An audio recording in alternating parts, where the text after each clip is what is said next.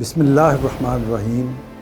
ناظرین کرام، استاد گرامی جناب جاوید احمد صاحب غامدی کے نزدیک قرآن مجید کی اصطلاح میں تقویٰ کے معنی یہ ہیں کہ انسان اپنے شب و روز کو اللہ تعالیٰ کے مقرر کردہ حدود کے اندر رکھ کر زندگی بسر کرے اور اپنے دل کی گہرائیوں میں اس بات سے ڈرتا رہے کہ اس نے اگر کبھی ان حدود کو توڑا تو اس کی پاداش سے اللہ تعالیٰ کے سوا اس کو کوئی بچانے والا نہیں ہو سکتا۔ اگر ہم تقویٰ کے چند نمایاں مظاہر جاننا چاہیں تو وہ یہ ہو سکتے ہیں۔ پہلی بات یہ ہے کہ اللہ کی بندگی تقویٰ ہے۔ مطلب یہ ہے کہ تقویٰ یہ ہے کہ انسان دنیا میں اللہ تعالیٰ کا فرما بردار بندہ بن کر زندگی گزارے۔ انسان کے لیے اصل میں آزمائش ہی یہ ہے کہ وہ اللہ تعالیٰ کی نعمتیں پا کر اس کا شکر گزار بندہ بن کر رہتا ہے یا کفران نعمت کا رویہ اختیار کرتا ہے۔ انسان جب نافرمانی، سرکشی اور انتہا پسندی سے گریز کر کے اللہ تعالیٰ کے حدود کی پاسداری کرتا ہے تو گویا وہ تقویٰ کو اختیار کرتا ہے۔ دوسری بات یہ ہے کہ اللہ کے ہاں جواب دہی کا احساس تقویٰ ہے، یعنی تقویٰ یہ ہے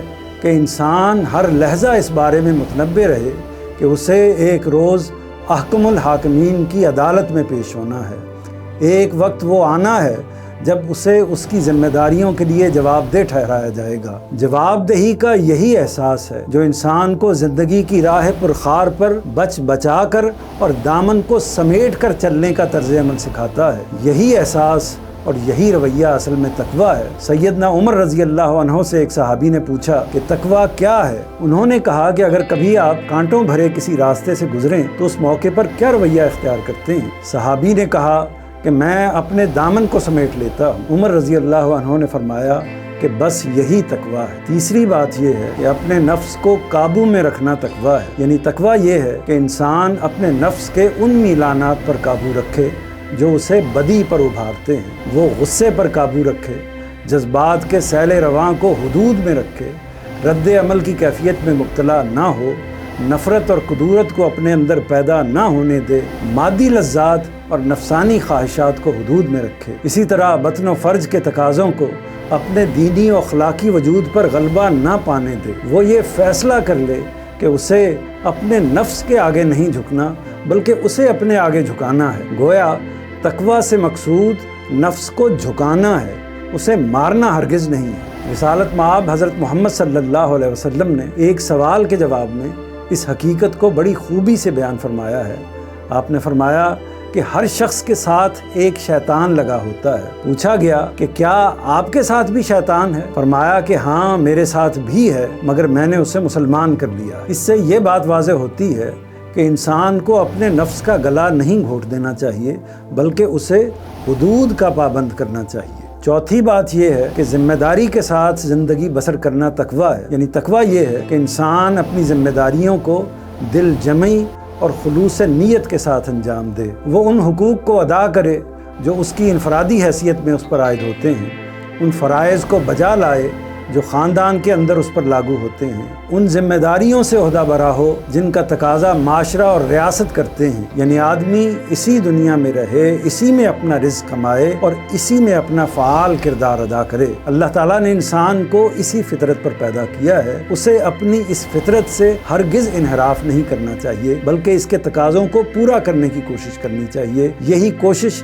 اصل میں تقویٰ ہے۔ وہ دنیا میں اپنی معاشرتی ضرورتوں کو پورا کرے، اپنے معاشی اور سیاسی مسائل کو حل کرے، لیکن حقیقت یہ ہے کہ اس کا اصل مسئلہ آخرت کو بننا چاہیے۔ انبیاء علیہم السلام کی دعوت میں مرکزی نقطہ یہی ہے، یعنی مسئلے کو تبدیل کر دیا جائے، دنیا کے بجائے آخرت کو اصل مسئلہ بنا لیا جائے۔ پانچویں بات یہ ہے کہ اخلاقی وجود کی حفاظت تقویٰ ہے، یعنی تقویٰ یہ ہے کہ انسان ہر وقت اپنے اخلاقی وجود کی نگہبانی کرتا رہے۔ یہ اخلاقی وجود ہی ہے جو انسان کو جانوروں سے ممتاز کرتا ہے۔ اللہ تعالیٰ نے انسان کو خیر و شر کا پورا شعور دے کر اس دنیا میں بھیجا ہے۔ زندگی کے ہر موڑ پر وہ خیر و شر کے واضح ادراک کے ساتھ اچھا یا برا فیصلہ کرتا ہے۔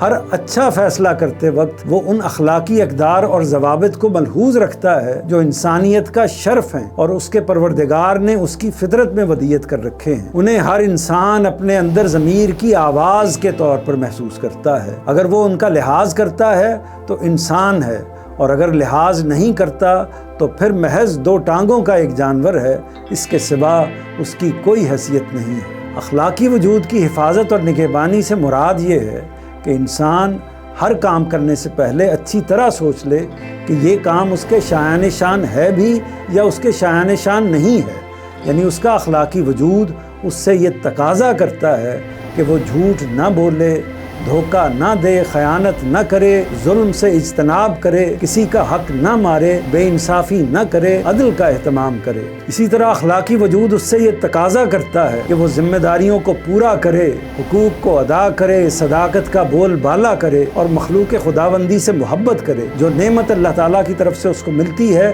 اس پر پروردگار عالم کا شکر ادا کرے۔ مصیبت اگر اس پر آتی ہے تو اس پر صبر کرے، بڑوں کا ادب کرے، چھوٹوں پر شفقت کرے۔ غرض یہ کہ وہ اپنے ضمیر کی آواز پر کان لگائے رکھے۔ وہ اگر کسی کام سے روک دے تو رک جائے، اور اگر کسی کام کی ترغیب دے تو اسے بحسن خوبی انجام دے۔